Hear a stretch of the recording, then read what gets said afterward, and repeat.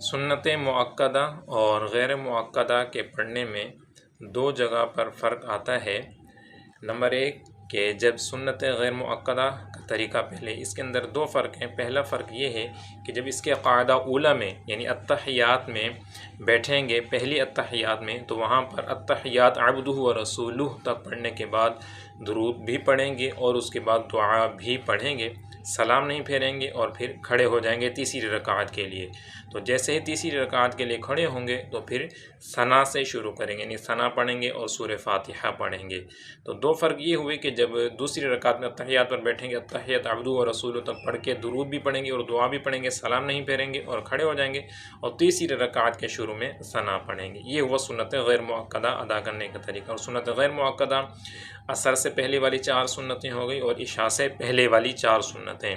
اور سنتیں جو مؤکدہ ہیں ان کا طریقہ یہ ہے کہ ان میں جب دوسری رکعت پر اب التحیات میں، پہلی التحیات میں بیٹھیں گے تو التحیات عبدہ و رسولہ یہاں تک پڑھیں گے، آگے نہیں پڑھیں گے۔